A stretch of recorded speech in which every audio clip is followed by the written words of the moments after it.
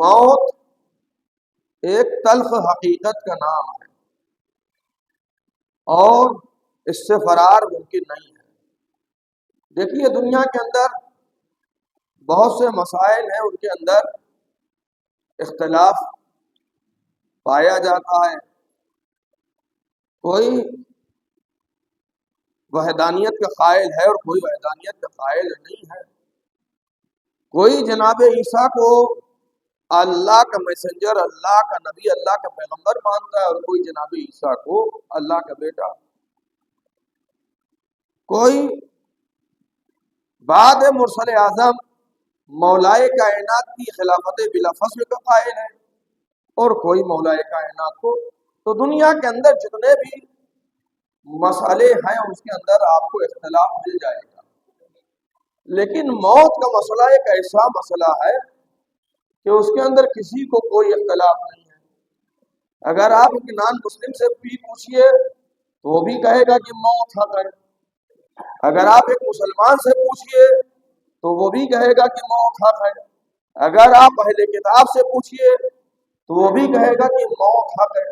یعنی ہر مسئلے کے اندر اختلاف پایا جاتا ہے، لیکن موت کا مسئلہ ایک ایسا متفق علیہ مسئلہ ہے کہ جس کے اندر کسی کو کوئی اختلاف نہیں، اور ہر انسان موت کا قائل ہے اور یہ مانتا ہے کہ ہمیں ایک نہ ایک دن مرنا ہے، ہمیں ایک نہ ایک دن موت آنا ہے۔ اور اسی لیے شاعر بھی کہتا ہے کہ جب احمد مرسل نہ رہے کون رہے گا، موت کے سیلاب میں ہر خوش کو تر بہ جائے گا، ہاں فقط نام حسین ابن علی رہ جائے گا۔ صلوات پڑھیں محمد علی۔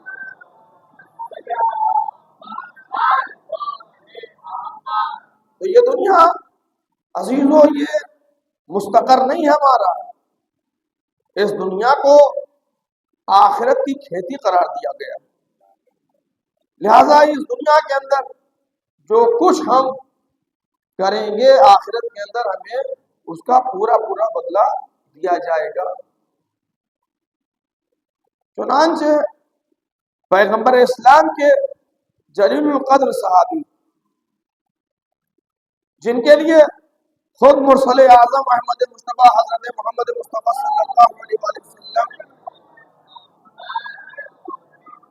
کا ارشاد گرامی کہ نہ سلمان گروہ مہاجرین میں سے ہے اور نہ سلمان گروہ انصار میں سے ہے، سلمان منا اہل البیت، سلمان ہم اہل بیت میں سے ہیں۔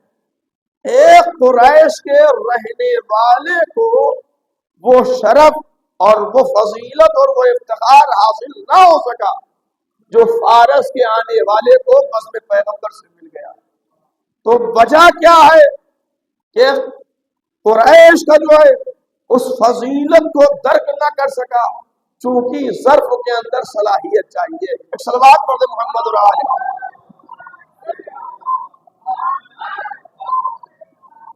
جب ظرف کے اندر صلاحیت ہوگی تو یہاں یہ نہیں دیکھا جائے گا کہ کون عرب کا ہے کون نجم کا ہے، بلکہ پیغمبر یہ کہتے ہوئے نظر آئیں گے کہ پیغمبر کا ارشاد گرامی کہ سلمان اہل بیت میں سے۔ تو سلمان موت کو یاد کرتے ہوئے، جب موت کو یاد کرتے ہیں اور سلمان کو موت یاد کرتے ہوئے جب ایک صحابی پیغمبر نے دیکھا تو کہ سلمان یہ کیفیت تمہاری، جبکہ اصحاب پیغمبر میں جو شرف تمہیں ملا، جو فضیلت تمہیں حاصل ہوئی، وہ کسی کو حاصل نہیں ہوئی۔ سلمان یہ بتاؤ یہ کیا تمہاری حالت دیکھ رہے ہیں؟ تو اس وقت جلیل القدر صحابی سلمان نے کہا ہمارے اوپر یہ بھی تہمت لگائی جاتی ہے کہ ہم اصحاب پیغمبر کا احترام نہیں کرتے، ہم سے زیادہ پیغمبر اسلام کے اصحاب کا احترام کرنے والا کون ہوگا؟ پیغمبر کے جلیل القدر اصحاب کے اوپر ہمارے ماں باپ قربان ہو جائیں۔ لیکن عزیزان گرامی، ہم پیغمبر کے باعظمت صحابی کو صحابی مانتے ہیں، لیکن جس نے پیغمبر سے وفا نہیں کی وہ امت کا وفادار کیسے ہو سکتا ہے؟ صلوات پڑھیں محمد علیہ۔ جو رسول سے وفا نہ کر سکا وہ امت کے ساتھ کیا وفا کرے گا؟ تو سلمان मौत को याद करो साहब, ये पैगंबर ने सलमान से कहा, सलमान तुम्हें तो खुश होना चाहिए, तुम्हें तो शाद होना चाहिए, ये क्या हालत हम तुम्हें देख रहे, तुम्हारी देख रहे हैं। तो सलमान ने जवाब दिया कि सामान्य सफर कलील है और सफर तवील है। ये बताइए पैगंबर का बाज़म सहाबी ये कह रहा है कि सामान्य सफर कलील है और सफर तवील है, और हम हाथों के ऊपर हाथ रखे हुए बैठे हुए हैं। तो अजीज़ान गिरामी, सलमान हमें और आप तक ये मैसेज पहुंचा रहे हैं कि देखो, सलमान मोहम्मद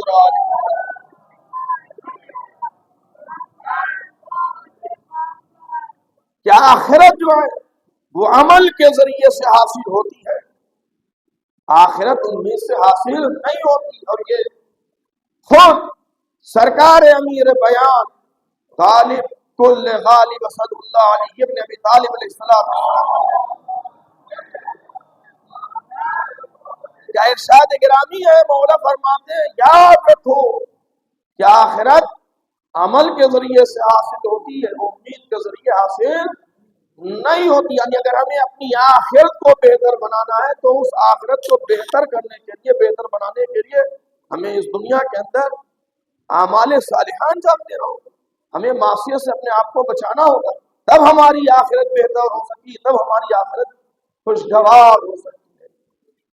यही पैगंबर के सहाबी सलमान जब कब्रिस्तान में पहुंचे हैं और एक मुर्दे से इन्होंने कलाम किया है, तो आप देखिए कि वो अहले बहिश्त में से है, वो साहिब कब्र अहले बहिश्त में से है, लेकिन उसने जो मौत की कैफियत बयान की है, खुदावंद आलम हर मुहिब अहले बैत के ऊपर इस तलखी मौत को आसान करार दे।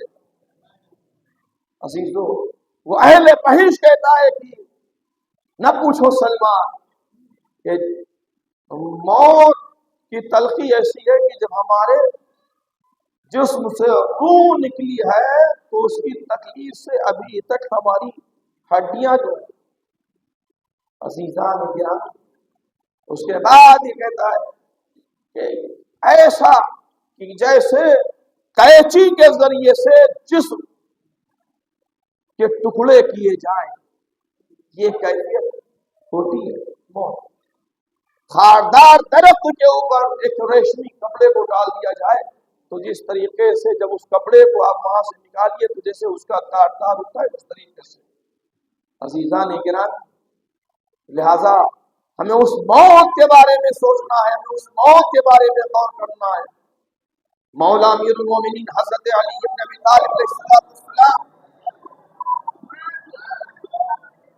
इरशाद फरमाते हैं कि मौत इन सूरतों में से किसी एक सूरत में वाक़ होती है, या तो मरने वाले को नेमती अबदी नेमतों की खुशखबरी दी जाती है, अबदी नेमतों की उसे खुशखबरी दी जाती है, या उसे अबदी अजाब की वही सुनाई जाती है। यानी मौलाए कायनात ने वाज़े कर दिया कि अब ये तुम्हारे ऊपर है कि चाहे तुम अपनी मौत को शीरी बना लो और चाहे अपनी मौत को तल्ख बना लो। एक सलवात पढ़ने मोहम्मद अज़ीज़ान गिरामी। लिहाजा हम सबको उस जिंदगी के बारे में जो उखरवी जिंदगी है उसके बारे में गौर करना, उसके बारे में हमें यहाँ से तैयारी करना।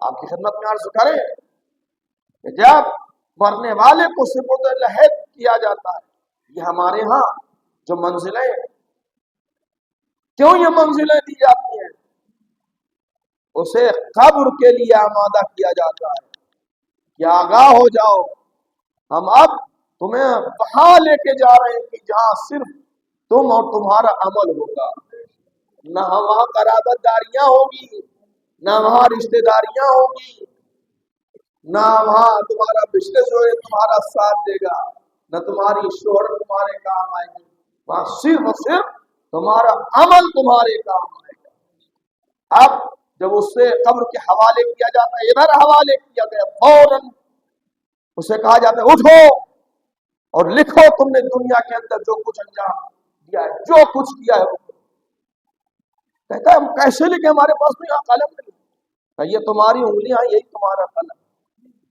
کہ کاغذ کہاں سے لائے، کہ یہی کفن ہے تمہارا کاغذ ہے، اسی کفن کے اوپر اس سے سب کچھ وہ لکھایا جاتا ہے کہ جو اس نے کیا، اور اس کے بعد اسی کفن کو اس کے گلے میں تو کے مانند ڈال دیا جاتا ہے۔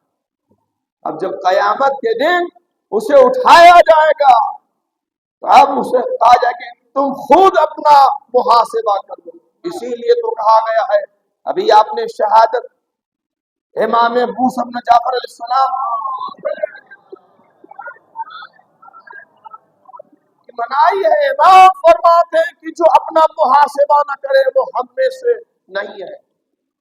ہم سب کا تو حساب رکھتے ہیں لیکن خود ہمیں اپنے محاسبہ نفس کی فرصت نہیں ملتی۔ کب ہمیں وقت ملے گا کہ جب ہم اپنے نفس کا محاسبہ کریں گے، حساب کر لو قبل کہ تمہارا حساب کیا جائے۔ لہذا عزیزان گرامی، یہ دنیا عمل کی جگہ ہے۔ سرکار دو عالم احمد مصطفیٰ حضرت محمد مصطفیٰ صلی اللہ علیہ وسلم اور بزرگ علماء کی موجودگی کے اندر ہماری زبان کو ہوا کرنا جسارت، لیکن بزرگ علماء کی اجازت لیتے ہوئے چند کلمات، کیونکہ ہم منبر کے اوپر آ گئے ہیں لہذا اس کا بھی خیال رکھنا ہے، اور اگر قبلہ ہم سے پہلے تو ہم قبلہ سے استفادہ کرتے ہیں۔ ایک صلوات پڑھتے محمد اور آل محمد۔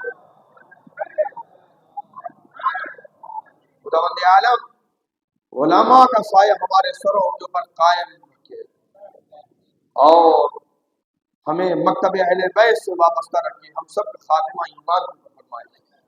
پیغمبر اس صحابی کے لیے فرماتے ہیں کہ جس صحابی کے لیے خود پیغمبر یہ کہہ رہے ہیں کہ زمین نے کسی کا وزن نہیں برداشت کیا اور آسمان نے کسی کے اوپر سایہ نہیں کیا، بلکہ ابو ذر جیسے سچے کے اوپر دنیا لاکھ کسی کو صدیق کہتی رہے، لیکن پیغمبر جسے سند دے رہے ہیں، جو نگاہ پیغمبر کے اندر سچا ہے، پیغمبر ابو ذر سے کہتے ہیں اے ابو ذر یاد رکھو، انسان اس وقت تک آگے نہیں بڑھ سکتا جب تک وہ ان سوالوں کو جواب نہ دے دے۔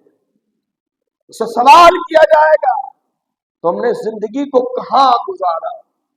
جب علماء امر بالمعروف اور نہی عن المنکر کی بات کرتے ہیں تو کہتے ہیں وہ تو مولوی اور مولانا کا کام ہی ہے ڈرانا اور خوف خدا اور آخرت کی طرف رجحان دلانا۔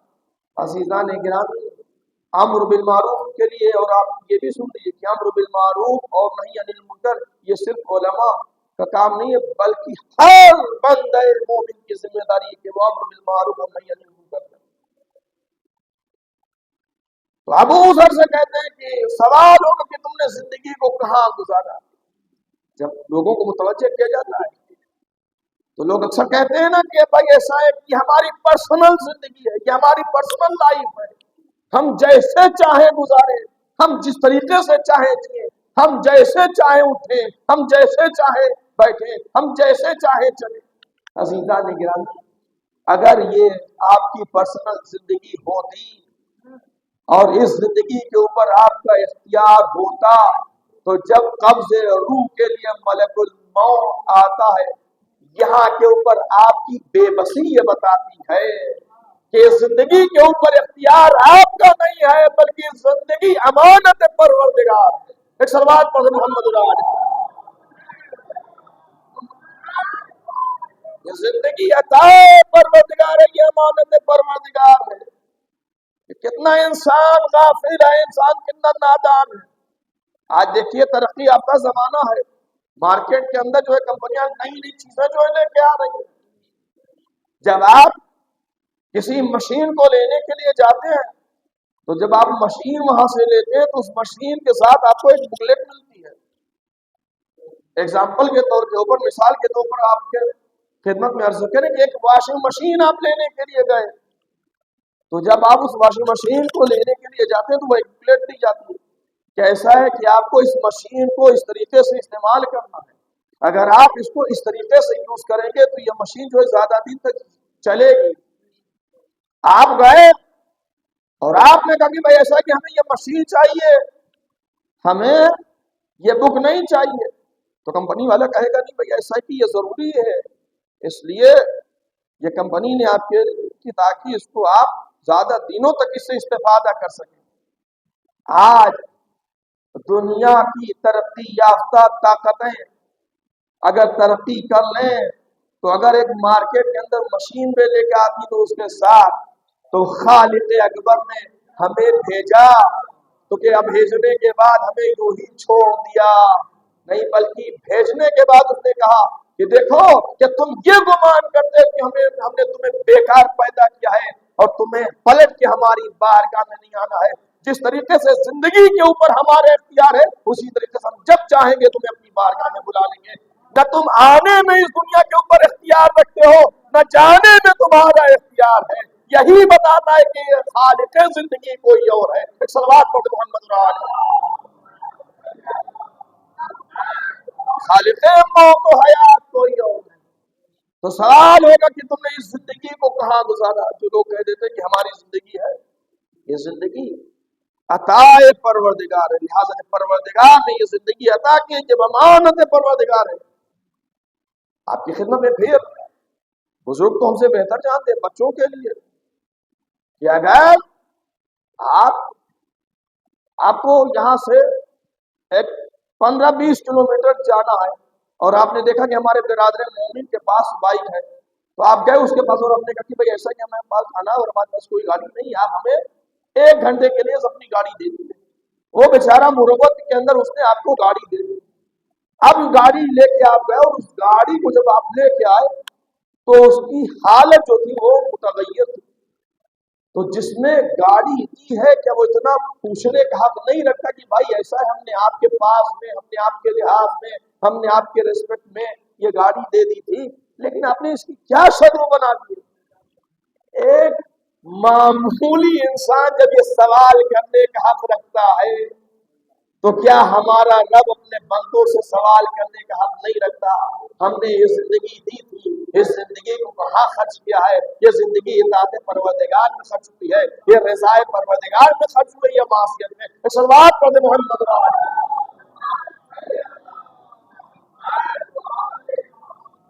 تو اس زندگی کو کہاں تم نے خرچ کیا.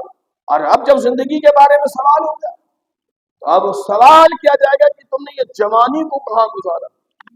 اے میرے خالق, اے میرے مالک, جب تم نے زندگی کا سوال کر لیا تو زندگی کے اندر یا تو بچپنا ہے, یا تو جوانی ہے, یا تو ضعیفی ہے. پروردگار جب یہ تو نے زندگی کا سوال کر لیا تو اپنی خاص جوانی کے بارے میں سوال کیا. ہاں, جوانی کے بارے میں خاص سوال کیا جائے گا, اس لیے کہ یہ لائف کا کیپٹل ہوتا ہے. اسی لیے نوجوان جو محبوب پروردگار ہوتا ہے, نوجوان کی عبادت اللہ کو زیادہ پسند آتی ہے.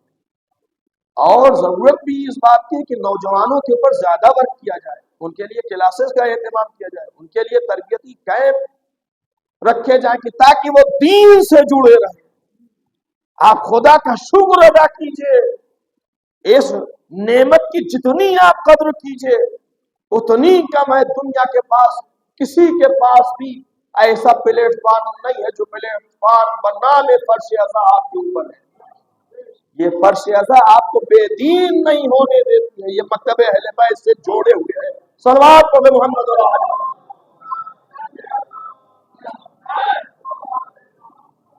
تو جوان محبوب پروردگار ہوتا ہے, لہذا جوان کو خاص طریقے سے عبادت میں تصاوری نہیں کرنا چاہیے. احکامات الہیہ کی ادائیگی میں انہیں سستی نہیں کرنا چاہیے, اس لیے کہ اللہ تو محبوب ہے. جوانی کے اندر انسان جو جتنا گناہوں سے بچ سکتا ہے اپنے آپ کو بچائے. پھر مثال دے کے کہ آپ یہاں سے جا رہے تھے, آپ نے دیکھا کہ یہاں کے اوپر ایک باہر چھوٹا سا پودا لگا ہوا تھا, آپ نے وہ چھوٹا سا پودا جیسے اس کو آپ نے ہاتھ لگایا وہ آپ کے ہاتھ میں آ گیا. لیکن اگر یہی پودا تناور درخت ہو جائے یہ تناور درخت ہو جائے تو اب آپ کیا 10 آدمی بھی اس درخت کو دھکا لگائیں؟ تو جتنا آپ گناہوں میں اپنے آپ کو محفوظ رکھیں گے جوانی میں، اور اگر آپ تکرار گناہ کریں گے تو اسی تناور درخت کے طریقے سے، اسی لیے کہا گیا ہے کہ انسان جسور ہو جاتا ہے۔ تو جوانی کے بارے میں سوال ہوگا کہ تم جوانی کو کہاں گزارا۔ اب جب جوانی کا سوال ہو گیا تو اب یہ بتاؤ کہ تم نے مال کو کہاں سے حاصل کیا۔ بہت سے لوگوں کو جب علماء جو ہے متوجہ کرتے کہ بھائی ایسا ہے کہ آپ جب نماز روزے سب پڑھتے ہیں تو آپ خمس بھی نکالیے کہ تاکہ آپ کی عبادتیں جو ہے باب اجابت تک پہنچے۔ آپ جو لباس پہنے ہوئے ہیں وہ بھی اب آپ لباس جو ہے آپ کے لیے مباح کہے گا، اس لیے کہ اگر آپ خمس کی رقم نہیں نکالیں گے تو یہ لباس بھی آپ کے لیے مباح نہیں ہوگا۔ اور آپ جانتے ہیں کہ نماز کی بھی شرطیں ہیں، ایک 2 رکعت نماز کے لیے عزیزان گرامی کتنی شرطیں ہیں کہ انسان نے لباس اس کا پاک ہونا چاہیے۔ آپ ہمیں انصاف سے بتائیے، آپ بغیر وضو یا بغیر غسل کے مصلی عبادت کے اوپر آ گئے، آپ کتنے لمبے لمبے رکوع کیجئے، کتنے طولانی سجدے کیجئے، کہ یہ نماز آپ کی نماز ہوگی؟ لہذا عزیزو ہمیں ان چیزوں کے بارے میں، تو مال کو تم نے کہاں خرچ کیا؟ جو لوگ کہتے ہیں کوئی ایسا کہ ہماری محنت سے کمایا ہوا پیسہ ہے، اس میں ہماری محنت شامل ہے، ہم نے جو ہے اس کے لیے کوشش کی ہے۔ یہ مال آپ کا مال نہیں ہے، یہ مال نہ آپ کچھ لے کے آئے تھے اور نہ کچھ لے کے جانے والے ہیں، یہ پروردگار کا لطف ہے، یہ پروردگار کا فضل ہے کہ اس نے آپ کو، لہذا جس نے آپ کو اس سے نوازا ہے وہ اس کے بارے میں سوال کیا جائے گا کہ تم نے مال کو کہاں سے حاصل کیا۔ انسان رات دن جو ہے محنت کر رہا ہے دنیا کو، کتنا غافل انسان ہے کہ چند روزہ دنیا کے لیے اتنی دوڑ بھاگ کر رہا ہے۔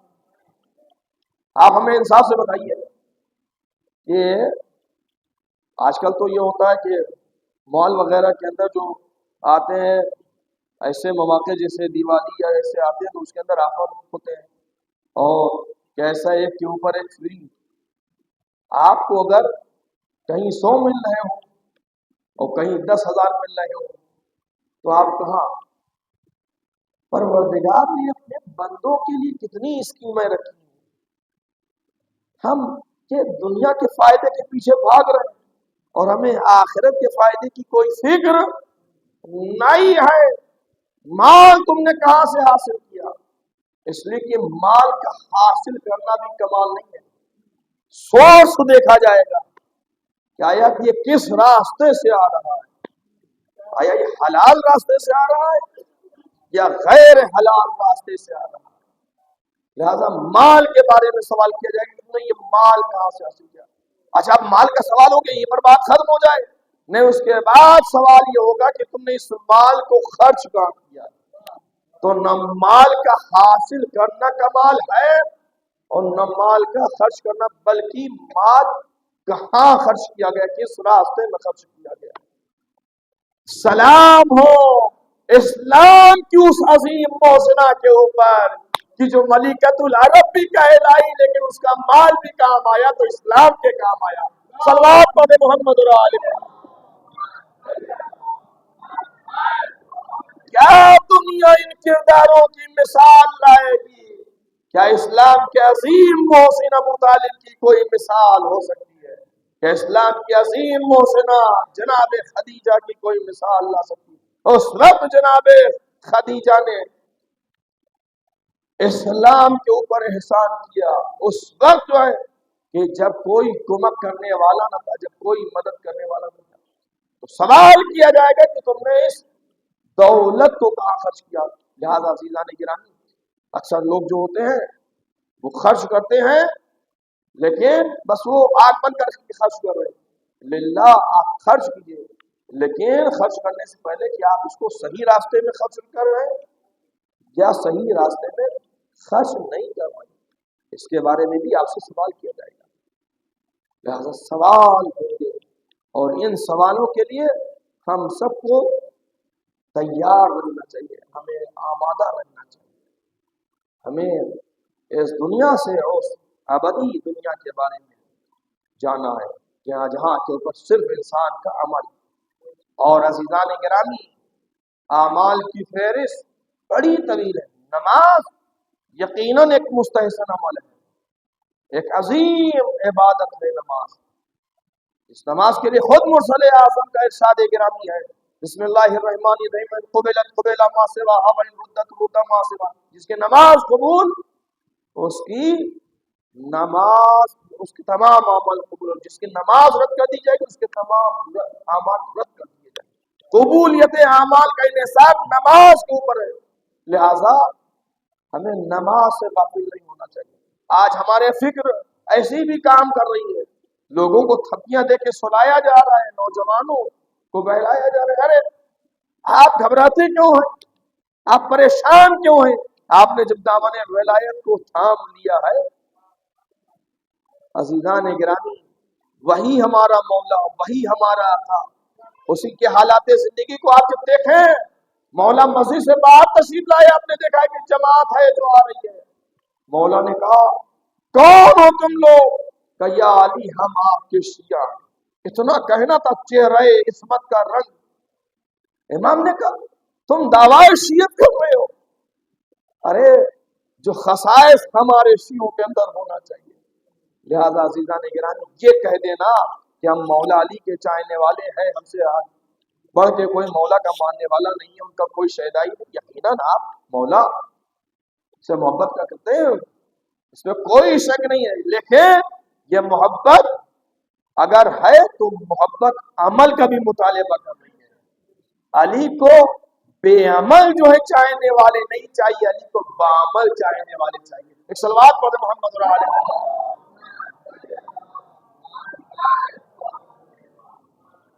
عزیزان نے گرا نماز عظیم عبادت، اور یہاں تک کہ یہ نماز نہ پڑھنے والے کی بات نہیں ہو رہی ہے، بلکہ ویل کیا گیا ان لوگوں کے اوپر کہ جو نماز میں سستی، جو نماز کے اندر تساہلی برتتے ہیں۔ اب وہ خود اپنا حساب کر لیں کہ جو نماز کو پڑھتے ہی نہیں ہے، جو تساہلی کہتے ہیں قرآن ان کے اوپر ویل کر رہا ہے۔ لہذا نماز عظیم عبادت ہے، لیکن یہ نماز بھی ہمیں اس وقت تک فائدہ نہیں پہنچا سکتی کہ جب تک ہم حقوق والدین کی رعایت نہ کریں۔ ہم آ گئے مسجد کے اندر، مصروف عبادت ہیں، وہاں ضعیف والدین جو ہیں ان کو ہماری ضرورت ہے، لیکن ہم ان کے حق کے سلسلے میں بے ادرائی کر رہے ہیں، ہم ان کے حق کی رعایت نہیں کر رہے ہیں، تو اب آپ لاکھ سجدوں کے اوپر سجدے کرتے رہیے، لیکن اگر ان کی خوشنودی حاصل نہیں، اسی لیے پروردگار عالم نے جہاں جہاں بھی قرآن کریم میں اپنی عبادت اور اپنی اطاعت اور اپنے شکر کا مطالبہ کیا گیا ہے، وہاں کے ارشاد اور بسم اللہ الرحمن الرحیم، اللہ تعبدوا الا اياه وقضى ربك الا تعبدوا الا اياه وبالوالدين احسانا۔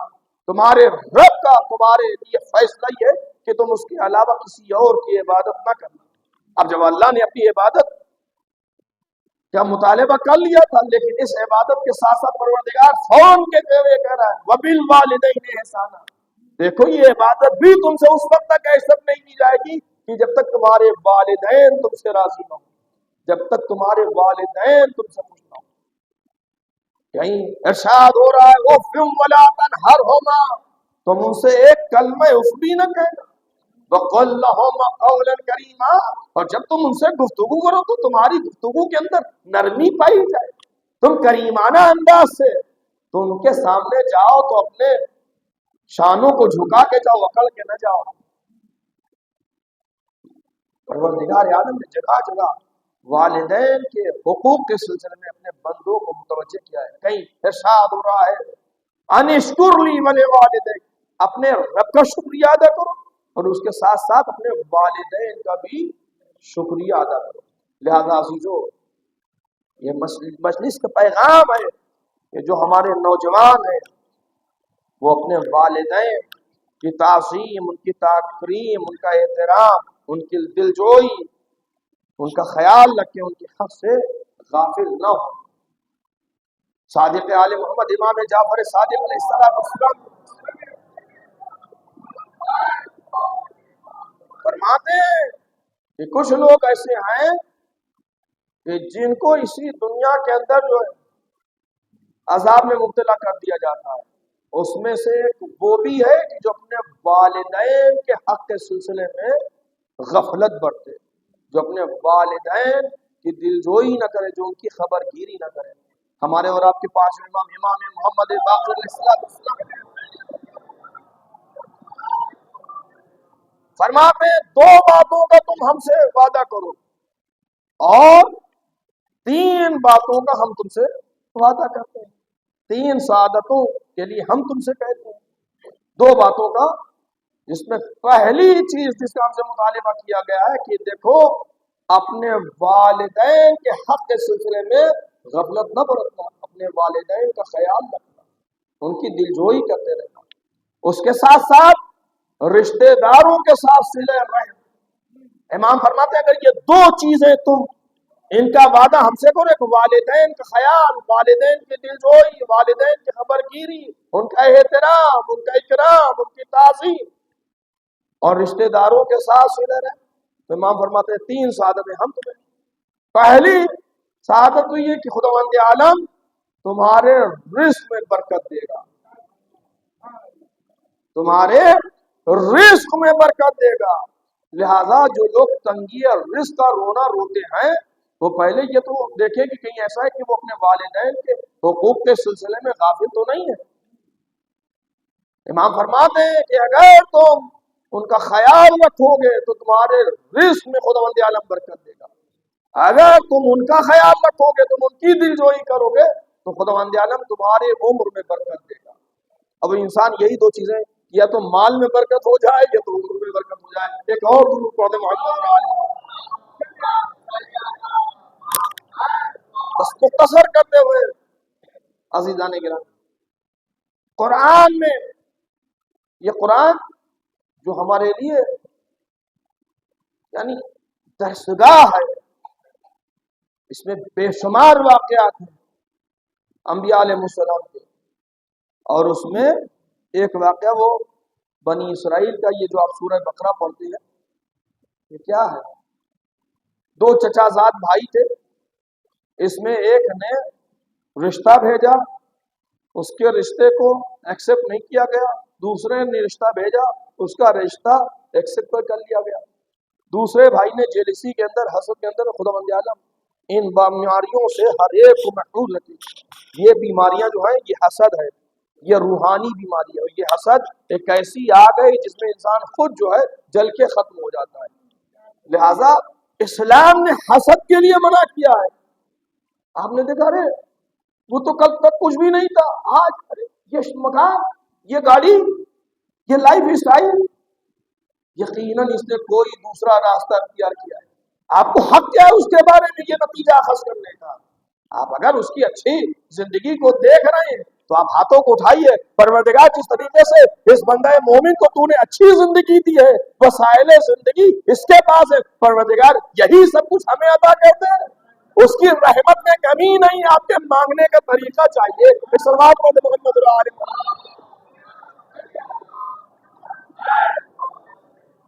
سخت منع کیا اسلام نے حسد۔ ہاں رشک آپ کر سکتے ہیں، اگر آپ نے کسی مومن کو دیکھا ہے تو آپ رشک کیجئے، لیکن حسد یہ روحانی بیماری ہے، تو اس نے حسد کی وجہ سے اس کا قتل کر دیا۔ اب مسئلہ یہ ہے کہ بھائی ایسا کیسے پتہ لگایا جائے قاتل کا پتہ کیسے لگایا جائے کہ اس کو کس نے قتل کیا ہے؟ لوگ آئے جناب موسیٰ کے پاس، یا نبی اللہ یہ قضیہ جو ہے ہم آپ کے پاس لے کے آئے اور آپ ہی اس کو حل کر سکتے ہیں۔ حکم خدا ہوا، دیکھیے جو والدین کے حق کی رعایت کرتے ہیں پروردگار انہیں کیا انعام دیتا ہے، کیا جزا دیتا ہے۔ آپ میدان عمل میں تو آ کے دیکھیے، اس کے خزانے قدرت کے اندر کوئی کمی نہیں ہے۔ دنیا کے خزانے ہیں جو کبھی کھلتے ہیں کبھی بند ہو جاتے ہیں، آپ ہمیں انصاف سے بتائیے کہ آپ کو کہیں کے اوپر جانا ہوتا ہے تو آپ دنیا میں کہیں جاتے ہیں تو آپ ٹائم وقت دیکھ کے جاتے ہیں، لیکن وہ کتنا کریم ہے، وہ کتنا فضل کرنے والا ہے، کتنا اپنے بندوں کے اوپر مہربان ہے، جو کہتا ہے کہ اگر دن کے اجالے میں ہم سے مانگنا چاہتے ہو تو دن کے اجالے میں بھی ہم دینے کے لیے تیار ہیں، رات کے سناٹے میں ہماری بارگاہ میں آ جاؤ، ہم تمہیں عطا کریں گے۔ ایک صلوات پڑھو محمد علیہ۔ حساب سے بتائیے، 12 بجے رات میں کسی کے جا کے دروازے کے اوپر دروازہ کھٹائیے، آپ کی خود غیرت جو ہے گوارا نہیں کرے، لیکن وہ رحیم پروردگار، وہ کریم پروردگار کتنا اپنے بندوں کے اوپر مہربان ہے۔ تو جناب موسیٰ جو پرواہی ہوئی کیسا ہے کہ آپ یہ کہیے کہ یہ لوگ جائیں، اور ایک ایسی گائے جو ہے، اب یہ گائے ملے تو کہاں ملے؟ سنیے، نوجوان تھا اور یہ اور اس کا باپ یہ دونوں تجارت کرتے تھے، یہاں تک کہ کہیں سے کوئی مال خریدنے کے لیے آیا، اب یہ مال خریدنے کے لیے آیا، اس نوجوان کے پاس آیا، معاملہ ہوا، اب یہ نوجوان سوچ رہا ہے کہ جا کے اس بندے کو گودام سے مال نکال کے دے دے اور اس سے پیمنٹ لے، لیکن اب گودام کی چابی جو ہے باپ کے تکیے کے نیچے ہے، یہ آیا تو اس نے دیکھا باپ اس کا سو رہا ہے، تو اس نے یہ سوچا کہ اگر ہم اس وقت تکیے کو یا ذرا پہ تو ہمارے باپ کی نیند جو ہے خراب ہوگی۔ والدین کتنی نیندوں کو ہمارے لیے قربان کر دیتے ہیں، سمجھے، اپنے آرام کو، اپنے چین کو، اپنے سکون کو، تو کیا ہمیں نہیں چاہیے کہ ہم ان کے ان احسانات کی قدر دانی کریں؟ اب یہ وہاں کھڑا ہوا ہے، باپ اس کا سو رہا ہے، جب کافی دیر ہو گئی تو جو آیا تھا شخص وہ اس آ کے کہتا بھائی ایسا ہے کہ ہمیں دوسرا کام بھی، آپ ہمیں مال دیجیے تاکہ ہم جائیں۔ کہ بھائی ایسا ہے کہ اس وقت ہم آپ کو مال نہیں دے سکتے، اس لیے کہ گودام میں تالا لگا ہوا ہے اور گودام کی تالے کی چابی میرے بابا کے تکیے کے نیچے اور میرا بابا سو رہا ہے۔ وہ کہہ رہا کہ ایسا کہ ٹھیک اگر ایسا کچھ مسئلہ ہے ہم آپ کو اور رقم بڑھا کے دے دیں گے، لیکن آپ ہمیں مال نکال کے دے دیجیے، اس لیے کہ ہمارا وقت خراب ہو رہا ہے۔ اس نے کہا بھائی ایسا کتنا بھی آپ ہمیں دے دیجیے، لیکن اس وقت ہم اپنے باپ کی نیند خراب نہیں کر سکتے۔ وہ تاجر واپس چلا گیا، اب جب باپ بیدار ہوا اپنی نیند سے تو اس نے بیٹے سے حال معلوم کیا، اور بیٹے نے جب پورا واقعہ بیان کیا تو اس نے پہلے تو دعا کی ہے اس کے لیے، اور اس کے بعد ملتا ہے کہ اس کو ایک بچیا دی، اور یہی بچیا دی اور اسی کے لیے جناب موسیٰ سے کہا گیا تھا۔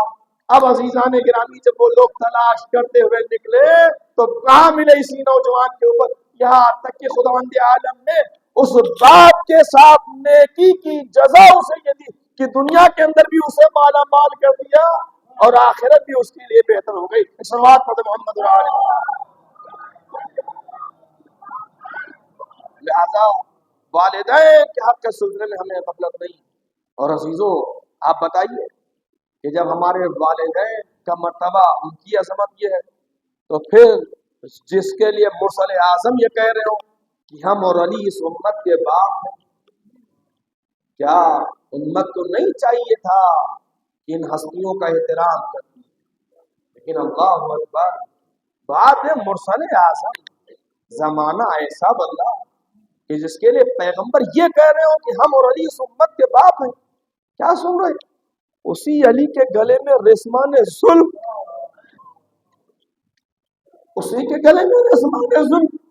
عزیزو اس منظر کو جزو رسالت سے دیکھا نہ گیا، بنت پیغمبر اس منظر کو دیکھ کے تابع سب نہ لا سکی، ایک مرتبہ کہتی کنیزہ مجھے سہارا دو، اس کے بعد آپ آواز دیتی ہے کہ خلو ابل حسن، علی کو چھوڑ دو ورنہ میں اپنے بالوں کو پریشان کروں گی۔ ادھر بنت پیغمبر نے کہا تھا، ایک مرتبہ مولا نے کہا سلمان جاؤ بنت رسول کو روک لو ورنہ قیامت آ جائے گی، دل چاہے ناز کرے بیوی۔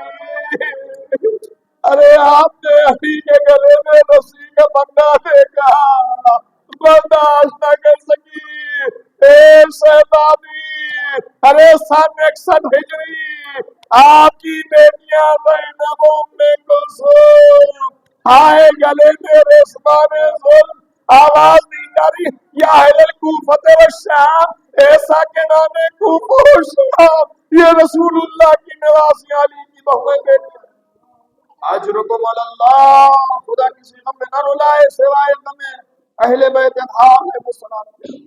अल्लाह इन आवाजों के ऊपर रहमत नाज़िल करे। हाँ अजीजों, ये शब शबे गम है, ये शब शबे हुस्न व मलाल है, ये गमनाक शब है, ये अफसोसनाक शब है, इसलिए कि रसूल की आगोश का पाला दिल बंदे मुस्तफा मदीना छोड़ना 28 रजब अजीजों कयामत की तारीख। यहाँ के ऊपर हमारे कुछ बरादरान हैं जो बाहर भी रहते हैं। अजीजों जब वो वतन आते हैं तो उन्हें कितनी खुशी होती है, लेकिन जब वो वतन से पर्दे जाने लगते हैं कभी घर वालों से मिलते अजरुकुम अल्लाह। अजीजों वो वक्त भी आया कि फर्जंदे रसूल सल्लल्लाहु जब आप को पैगाम पहुंचा है और इमाम हुसैन अलैहिस्सलाम वलीद के दरबार में अपने रुफका के साथ तशरीफ ले गए, अपने जानिसारों से इमाम ने कहा कि देखो तुम सब के सब यहीं पर हो, जब हमारी आवाज बुलंद हो तो तुम आज़ीज़ो इमाम तशरीफ ले गए। गुफ्तगू शुरू हुई और उसके बाद उसने उस मलूम के खत को सरकारे सैयदुश्शुहदा के सामने रखा। आज़ीज़ो इमाम हुसैन अलैहिस्सलाम ने कहा कि ऐसा कि ये मौका और महल नहीं है जवाब का। इतने में मरमान जो पहलू में बैठा हुआ था कह रहा है कि ये वक्त गनीमत जान, हुसैन से या बैत ले ले या हुसैन का सर बैके मर्तबा फातह बद्र हुनैन फातह खैबर के नूर नज़र का एक करंजी आंख वाले माँ के बेटे इधर उधर तमाम लोगों का दरबार में तशरीफ ले आए। अरे अजीजों हाथ कपे शमशीर के ऊपर दिल चाहता है मौला के जानिसारो ए हुसैन के रुफका। अरे ये मदीना था जहाँ तुम हुसैन की आवाज के ऊपर आ गए, लेकिन हाय वो अस्र का हंगाम। अरे करीब सहरा आवाज ऐना ऐना सुहैल ऐना ऐना ऐना ऐना मुरार हमदानी ऐना ऐना वलदी अली अकबर अजरुकुम अल्लाह। हुसैन दरबारे वली से बाहर तशरीफ लाए, चाहने वाली बहन बेचैनी से भाई के मुंतज़िर इमाम तशरीफ लाए तो उम्मुल मसाइब शरीकतुल हुसैन ने बढ़ के भैया क्या करार पाया का बहन मदीना छोड़ रहा है, सामान सफर की तैयारी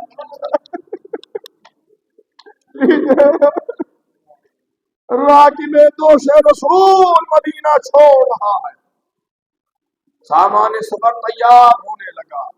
हुसैन नाना के रोजे के ऊपर पहुंचे और जाके नाना के रोजे के ऊपर हुसैन फरियाद करने लगे, नाना जिसके लिए आपने सजदे को तोड़ दिया था, ए नाना जिसे आपने माफ चुका, ए नाना जिसके लिए आप ईद के रोज नाका बने थे, नाना हुसैन मदीना छोड़ आए।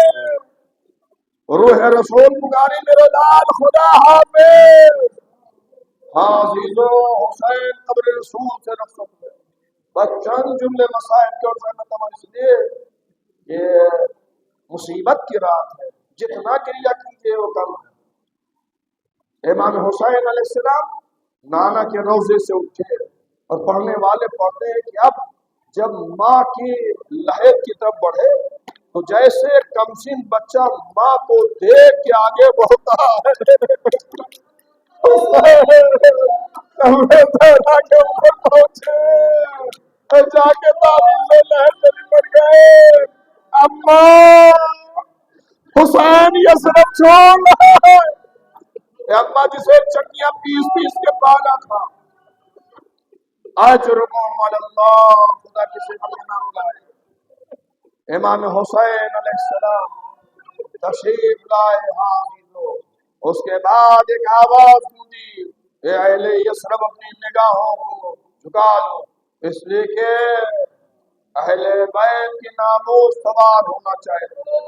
रावी का बयान ये कि मैंने देखा कि एक बीवी निकली बैतुशरफ से, उसके साथ एक जवान आगे आगे उस जवान ने बड़े बड़े एहतराम से उस बीवी को सवार किया। फिर अजीजों एक बीवी निकली बैतुशरफ से, एक 32 साल हुसैन के लश्कर का नमदार, उसने बढ़ के उस बीवी को यौम मौसूम थी। ऐसी वो जब बीवियां सवार होंगी मतलब फिर आवाज़ अहले यसरब अपनी निगाहों को झुका लो। रावी के बयान ये कि मैंने देखा अभी तक जो बुजुर्ग एक जगह के ऊपर तशरीफ फरमाते हैं, अरे जब ये बीवी बैतुशरफ से निकली तो उस बुजुर्ग ने भी अपना मकाम छोड़ दिया। हाय ज़ैनब को बड़े एहतराम से मदीने से सवार किया गया। इसीलिए तो अजीजों ज़ैनब का कलेजा बनाया। अरे जब 11 मुहर्रम को नाके आए, एक मतबा ज़ैनब ने आवाज दी, अरे मदीने से किस शाह से लेके आए थे। हाय यार, वो जानिसार कहाँ है, वो रुबका कहाँ है। वाह हुसैना, वाह मज़लूम। अला लानतुल्लाहि अलल कौमिज़ ज़ालिमीन। अल्लाहुम्मा बिहक़्क़ि ज़हरा व अबीहा व बालिहा व बनीहा व सिर्रिल मुस्तौदअ फ़ियहा। तुझे तेरी रुबूबियत के वास्ता या अल्लाह, तुझे मोहम्मद और आले मोहम्मद के वास्ता अपनी हुज्जत के ज़हूर में ताजील फरमा। क़ल्ब हज़रत नाज़नीन को हमसे राज़ी और खुशनूद फरमा। ज़माने ग़ैबत में हज़रत की हिफाज़त फरमा। हम सबको हज़रत के ग़ुलामों में, उनके नासिरों में हम सबका शुमार फरमा। या अल्लाह जल्द अज़ जल्द जन्नतुल बक़ी, जन्नतुल मुअल्ला और क़ब्र शहीद अमीर हमज़ा की तामीर के असबाब मुहैया फरमा। या अल्लाह क़िबला अव्वल बैतुल मुक़द्दस और ज़मीन फ़िलिस्तीन की बाज़ियाबी के असबाब मुहैया फरमा। इसराइल को नाबूद फरमा, इसकी जमयत को मुंतशिर कर दे, इसके वजूद को परागंदा कर दे। इसराइल के तमाम मसलों और हथियारों को नाकारा कर दे। जो ममालिक इसकी कुमक कर रहे हैं उन सबको नाबूद फरमा। इस्लाम, मुस्लिमीन, मुस्तज़फ़ीन, मज़लूमीन की मदद फरमा। दुश्मनान इस्लाम को मक़बूल फरमा, इस्लाम को गलबा अता फरमा। या अल्लाह क़िबला अव्वल के साथ साथ मेरे महबूब जहाँ जहाँ भी हमारे मुक़द्दसा हुदूद शाम में जो रोज़ाए मुक़द्दसा उनकी हिफाज़त फरमा। रोज़ाए मुक़द्दसा की हिफाज़त करने वालों की हिफाज़त फरमा। या अल्लाह मर्ज अज़ीमुशान हज़रत आयतुल्लाह उज़्मा सैयद अली हुसैनी सिस्तानी और रहबर मुअज़्ज़म सैयद अली खामनी और दीगर मराजे को उम्र खिज़्र अता फरमा। मराजे और उलमा का साया हमारे सरों के ऊपर कायम रख। या अल्लाह तुझे मोहम्मद और आले मोहम्मद के वास्ते जो हज़रात बीमार हैं ज़ेरे इलाज या हॉस्पिटल में उन सबको शिफाए कामिला अता फरमा। या अल्लाह मुस्तर को सुकून अता फरमा, मग़मूम को गमों से नजात फरमा।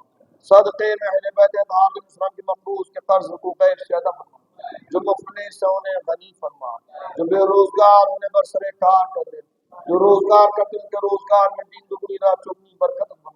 हम सबको तालीमात मासूमीन के ऊपर अमल करने की तौफ़ीक़ अता फरमा। या अल्लाह जो मुश्ताक़ हज और उम्र ज़ियारत है उन्हें शरफ़ से मुशर्रफ़ फरमा। जो मुशर्रफ़ हो चुके उन्हें बार बार ये शरफ़ मरहमत फरमा। या अल्लाह मरहूमीन की मग़फ़िरत फरमा। मरहूमीन के साथ साथ मेरे महबूब मरहूम फ़ज़ल अब्बास इब्न सफ़दर हुसैन की मग़फ़िरत फरमा, उनके दरजात को बुलंद से बुलंद फरमा। परवरदिगार जवार मासूमीन में जागुज़ी फरमा, शफ़ाअत मोहम्मद और आले मोहम्मद नसीब फरमा। उनके अलावा यकीन को क़ुव्वत सब्र जमील व जज़ील मरहमत फरमा। रब्बना तक़ब्बल मिन्ना इन्नका अंतस समीउल अलीम। एक बार सूरह हम, 3 बार सूरह इख़लास व आखिर दुरूद की तिलावत फरमा। मरहूम फ़ज़ल अब्बास इब्न सफ़दर हुसैन को इरशाद फरमा। अल्लाह